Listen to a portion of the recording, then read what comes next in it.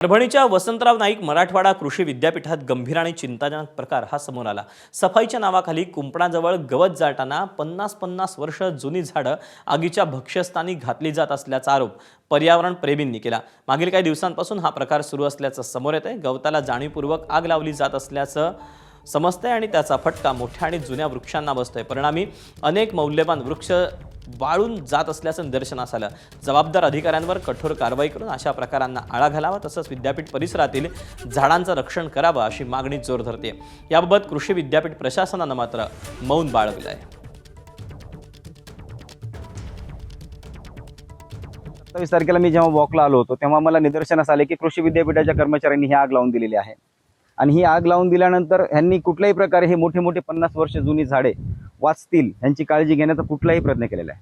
आणि ही पहिली घटना नाही आहे, मी जिम्मेदारीने बोलत आहे। हे नेहमीच आम्हाला अशा आगी आढळून येतात आणि आम्ही त्या विझवतो सुद्धा, तेव्हा छोटी मोठ्या प्रमाणावर हानी होती। पण ह्यावेळेस जी हानी झाली ती खूप मोठी हानी झाली आणि त्या हानीसाठी मी 27 तारखेला मग कृषी कुलगुरूंना निवेदन दिलं आहे, ह्या आगीची चौकशी करा